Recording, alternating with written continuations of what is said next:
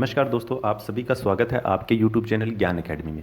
आज हम बात करने जा रहे हैं यौन उत्पीड़न के बारे में कि यौन उत्पीड़न क्या चीज़ होती है, उसके बारे में बात करेंगे। तो यौन उत्पीड़न के लिए 2000 के अंदर एक एक्ट भी बना था, यौन उत्पीड़न अधिनियम 2013। तो यौन उत्पीड़न एक्ट के अंदर बताया यौन उत्पीड़न है क्या। तो यौन उत्पीड़न वो चीज़ होती है जब किसी महिला को उसकी इच्छा के विरुद्ध छूना या छूने की कोशिश करना या यौन दुर्भावना से अवांछित व्यवहार करना, ये वांछनीय नहीं है, जो सही नहीं है, अगर वैसा व्यवहार किया जाता है तो वो यौन उत्पीड़न का एक पार्ट है। अब यौन उत्पीड़न कैसे कैसे होता है उसके आगे देखते बात करते हैं। तो जैसे इस पे आप देख पा रहे हैं, शारीरिक रिश्तों या यौन संबंध बनाने की मांग करना या उम्मीद करना। अब ये महिला अपना काम कर रही है, अब इसका ये कलीग या इसका बॉस है, वो इस महिला को घूर रहा है, शारीरिक रिश्ता बनाने के लिए मांग कर रहा है, उसको उसकी इच्छा के विरुद्ध टच कर रहा है। तो इसको जो टच कर रहा है, इसका एग्जाम्पल से समझ सकते हैं कि जिस प्रकार एक जो कोच होता है, ठीक है, जो कि तैराकी सिखाता है, तो तैराकी सिखाने के लिए उसे स्पष्ट करता है कि आप इस तरह से सीखिए, तो वो यौन उत्पीड़न नहीं है। परंतु यदि पुल से बाहर आने के बाद में उसके बाद में भी उस छात्रा को छूता है, जब वह छात्रा असहज महसूस करती है, तो वो यौन उत्पीड़न है।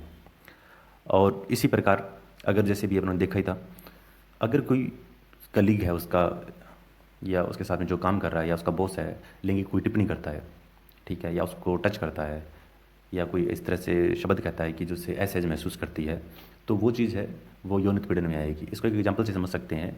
जैसे इसके अंदर आप देख पा रहे हैं कि यह जो इसका जो सीनियर बॉस है इसका, वो इसको कहता है अपनी जूनियर को, इसको प्रलोभन दे रहा है कि तुम मेरे साथ अगर शारीरिक रिश्ता बनाते हो तो तुम्हें जल्दी प्रमोशन मिल जाएगा। तो ये क्या है, ये एक यौन उत्पीड़न का पार्ट है। या फिर काम कर रही है कोई महिला, तो उसका जो बॉस है, कलीग है, उसे जोर जबरदस्ती कर रहा है, यानी उसकी सहमति के विरुद्ध कर रहा है, तो वो यौन उत्पीड़न का पार्ट माना जाएगा। या फिर जब कोई कलीग या सहकर्मी काम कर रही है तो उसके साथ अश्लील बातें कर रहा है, उसका कलीग अश्लील तस्वीरें दिखा रहा है या कोई ऐसी सामग्री दिखा रहा है, उसको टच कर रहा है, तो ये जो सभी जो अपने बातें कर रहे हैं, ये सभी की सभी यौन उत्पीड़न के अंदर शामिल होती है।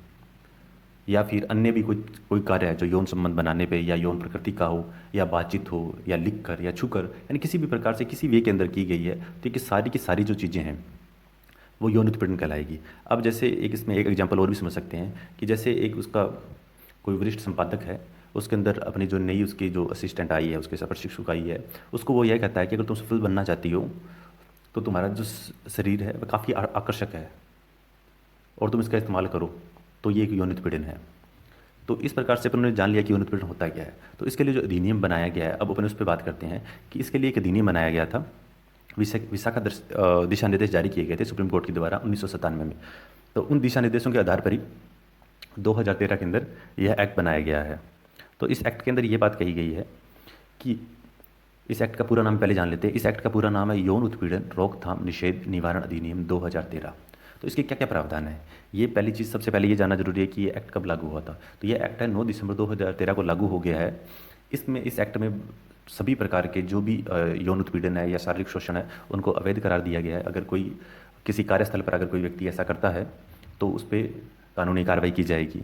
और यह एक्ट है, ये कानून है, ये सभी प्रकार के कार्यालय हो, चाहे निजी हो चाहे सरकारी हो, यानी प्राइवेट सरकारी गवर्नमेंट के कोई भी हो, किसी भी में भी होगा, तो यह एक्ट उन सब पे लागू होगा। महिला चाहे किसी भी आयु वर्ग की हो, जिसके साथ यौन उत्पीड़न होगा उसको सहायता मिलेगी, कानूनी सहायता मिलेगी, उसका पूरा सहयोग करेगी सरकार। और जिसके लिए अंदर उसमें एक कमेटी बनाई जाती है, आंतरिक कमेटी बनाई जाती है, वह पूरा सहयोग करेगी।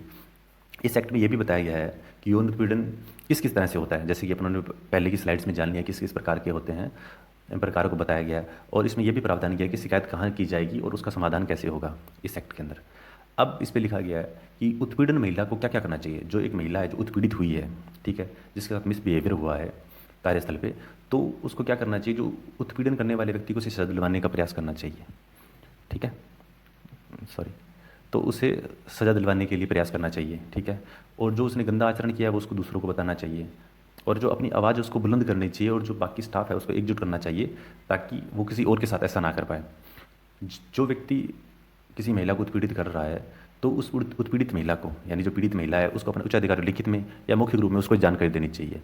अगर वो ऐसा नहीं कर पाती है, अगर वहाँ पे दबाव ज़्यादा है कि वैसा काम नहीं कर पाती है, तो पुलिस की सहायता ले सकती है, मान्य प्राप्त जो कोई गैर सरकारी संगठन है उसकी मदद ले सकती है, या आसपास में कोई प्रतिष्ठित कोई व्यक्ति है, ठीक है, कोई फेमस व्यक्ति है जो ये काम कर रहा है, कि सहायता कर रहा है सबकी, तो उनकी उनकी सहायता ले सकते हैं, उससे कर सकते हैं। अब लास्ट में लिखा है शिकायत कहाँ करें। अगर कोई सेक्सुअल हरासमेंट हो रहा है तो कंप्लेंट कहाँ करेंगे। तो उसको कंप्लेंट करने के लिए अपने कहीं भी कोई भी संस्थान है जिसके अंदर 10 या 10 से अधिक व्यक्ति, ठीक है, 10 से अधिक व्यक्ति अगर किसी कार्यस्थल पर काम कर रहे हैं तो वहाँ पर उसको आंतरिक शिकायत कमेटी बनानी पड़ेगी, यानी समिति बनानी पड़ेगी उसको। उसके अलावा जब जो शिकायत कर रही है, जो पीड़ित महिला शिकायत कर रही है, उसको जो घटना घटित हुई है उसके 3 माह के अंदर, 3 माह के अंदर उसको उस घटना के बारे में अपने उच्च अधिकारियों को या फिर अपनी जो आंतरिक समिति बनाई गई है उसके अंदर उसको बताना चाहिए। अगर कोई पीड़ित महिला है वो शारीरिक रूप से या मानसिक रूप से सही नहीं है, या उसकी मृत्यु हो गई किसी कारणवश, उसको किसी ने यौन उत्पीड़ित किया, उसके बाद उसने शिकायत करने की कोशिश की तो उसकी किसी ने हत्या कर दी या उसकी मृत्यु कारित कर दी है, उस केस के अंदर अन्य व्यक्ति के द्वारा उसकी शिकायत की जा सकती है कि किसी व्यक्ति ने उसका यौन उत्पीड़न किया था जिसकी वजह से उसने हत्या कर उसकी उसकी हत्या कर दी गई है इत्यादि पे। इसके साथ के अंदर ही जो अपने बातें की हैं, ये शॉर्ट के अंदर अपने समझने की कोशिश की है कि यौन उत्पीड़न है क्या। और मैं उम्मीद करता हूँ दोस्तों कि आप सभी को ये कॉन्सेप्ट है क्लियर हो गया कि यौन उत्पीड़न क्या है। और अगर फिर भी किसी का कोई कॉमेंट कुछ रह गया हो, कुछ डाउट्स रह गए हैं, तो आप प्लीज़ कमेंट कीजिए, आपके डाउट्स क्लियर किए जाएंगे जहाँ तक संभव होगा। और अगर आपको ये वीडियो अच्छा लगा है तो प्लीज़ प्लीज़ इसको लाइक कीजिए, शेयर कीजिए, सब्सक्राइब कीजिए इस चैनल को। Thank you.